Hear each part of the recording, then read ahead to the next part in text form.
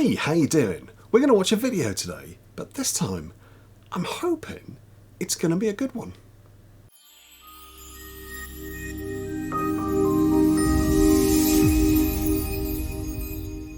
I've done a few reaction videos of late and they've always been a little bit negative, so what I've done is I've tried to find a video that I think is going to be a much more positive reaction.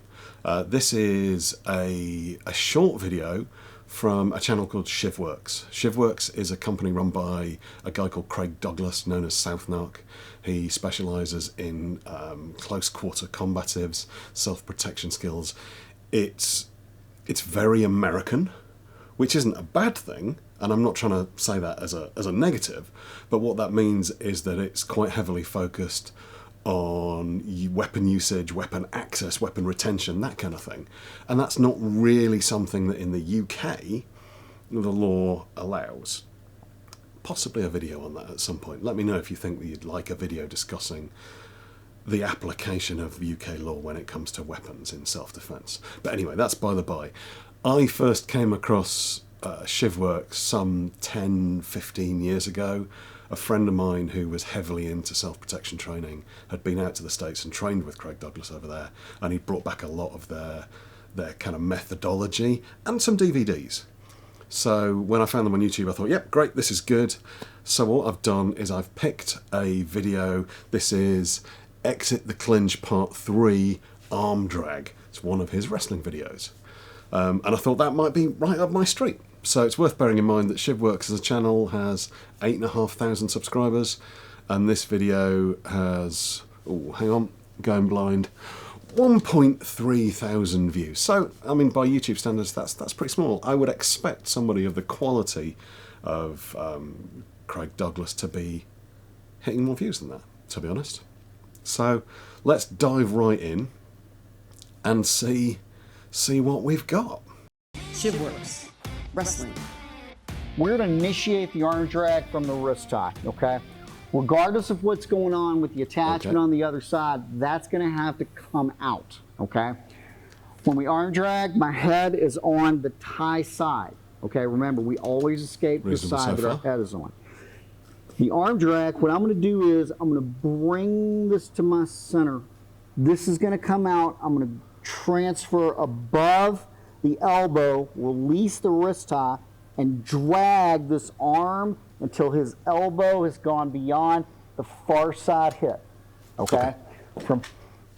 And it's pretty solid. I think because of what he does, he's deliberately simplifying things in order to teach them in a way that's easy to remember and easy to recall in a situation where you need it. And I know they do a lot of high pressure testing, a lot of resistance training, so I can say this is great. I mean, the fact is that there are 3 distinct different types of arm drag, and this is one of them. Starting from a wrist grip is fantastic, and I know that Billy Robinson was really keen on starting from wrist control, and that's something that I've found really helpful in my wrestling and jiu-jitsu, my grappling, is that if you can get hold of somebody's wrist, they don't necessarily feel threatened, but if you've got wrist control, then there's a lot you can do.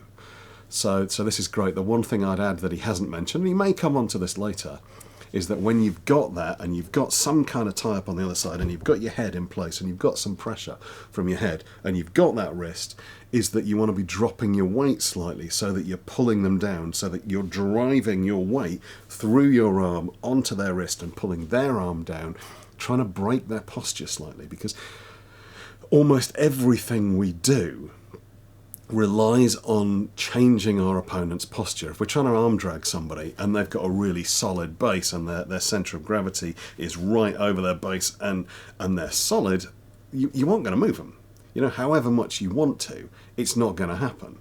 And that's not necessarily a bad thing, but with this particular arm drag, what you're looking at doing is getting in close and securing their arm close to you and using your rotational movement and your weight to turn them in front of you. And that requires you to drop your weight slightly. But let's go back and see what he goes on to say.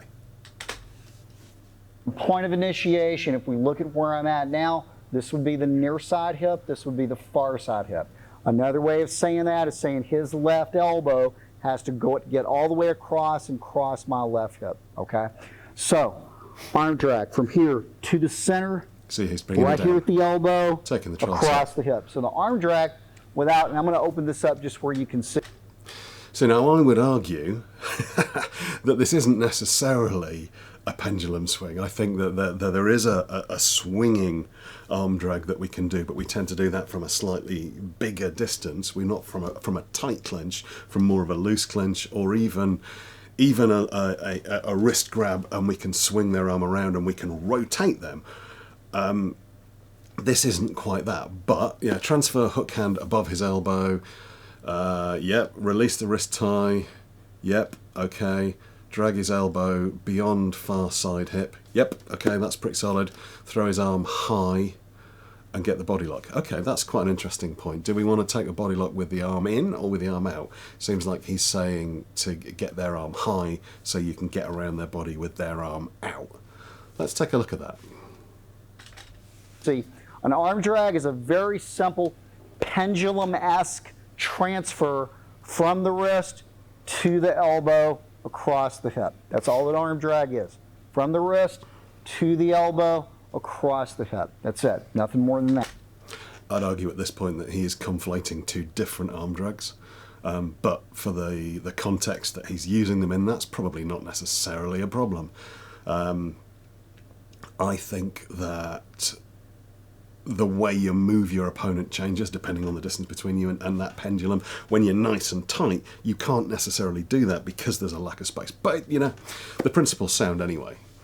Have you noticed the little vocal tick that he's got? I've not noticed this before, that he's, you know, those little vocal fillers that we kind of just drop into sentences. We've all got them. And if you don't think you've got them, then I strongly recommend videoing yourself and watching it back, because you have got them. And he's saying, okay, at the end. And it sounds a little bit like the guy from South Park. Okay. Oh, God. Have you seen the McSweeney self-defense? Thank you, Paul. Thank you, Paul. Thank you, Paul. Thank you, Paul. Thank you, Paul. Thank you, Paul. Once you hear it and you notice it, you can't then unhear it. That's going to get annoying. We've not got long left. It's a short video. We've only got a minute or so left, but I bet we're going to hear it a lot. That. Here. Now, how do you finish this? Here's what you're going to do, all right? When this gets across the hip here, with this hand that released the wrist tie, I'm going to take a big step around Scott, and I'm going to grab his hip. I'm going to grab him around his waist, all the way around. And I like to really, really cup in the hip here this way. Oh, okay, so he's stuck to me. Notice Microphone this issue. right here. Here's how I like to manage this, okay?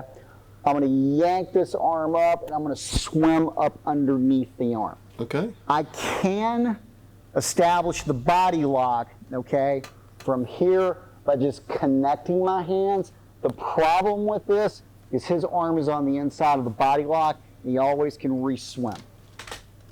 It's a fair comment, but I think that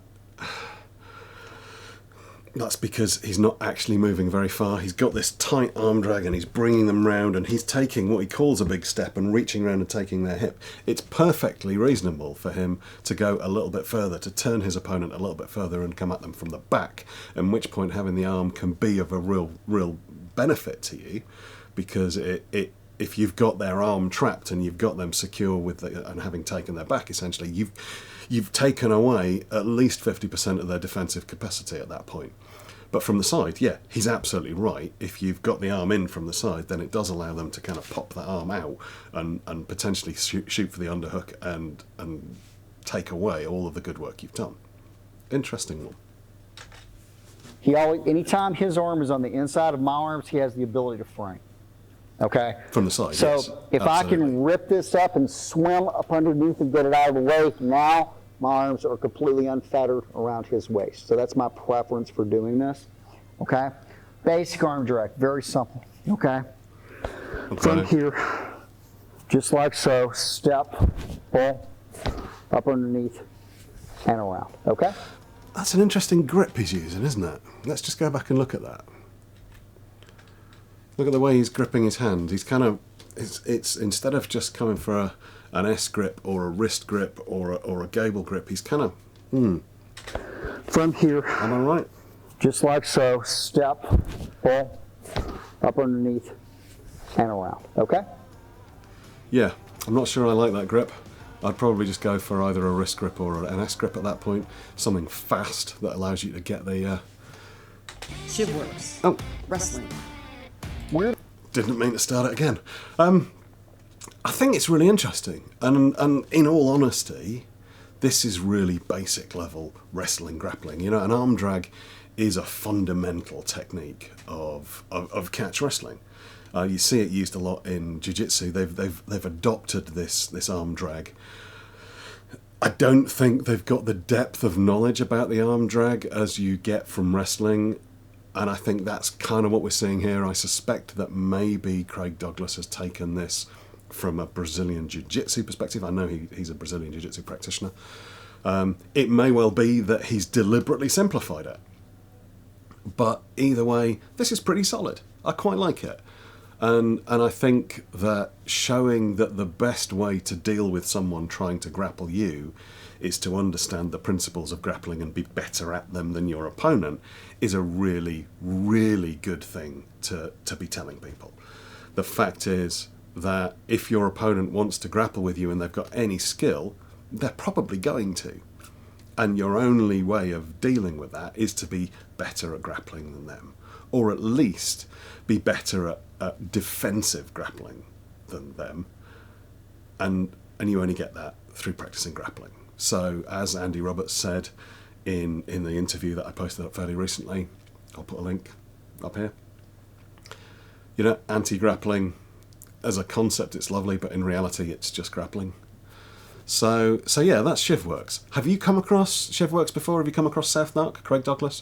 What do you think? Because in all honesty, I'm a little out of touch with current fads in the self-protection community, in the close-quarter combatives community. It's not really my thing. I was heavily involved in it for a while as part of the British Combat Association, and I moved away partly because it became very clear that it was quite political, and there was a lot of one-upmanship going on, and in reality, you don't need to learn a lot. You only need to learn a very basic skill set, and then you need to practice it a lot.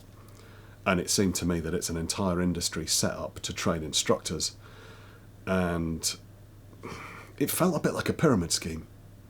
So yeah, I get my kicks from grappling these days rather than teaching self-protection. So what do you think? Was it good? Have I missed anything? Have I completely missed the point? Is this brilliant, or is it really, really basic and terrible and he shouldn't be teaching it? Stick something in the comments, let me know, and yeah, subscribe to the channel if you haven't already, and yeah, I'll see you soon. But one moment, for those of you still here at the very end of the video, fight team.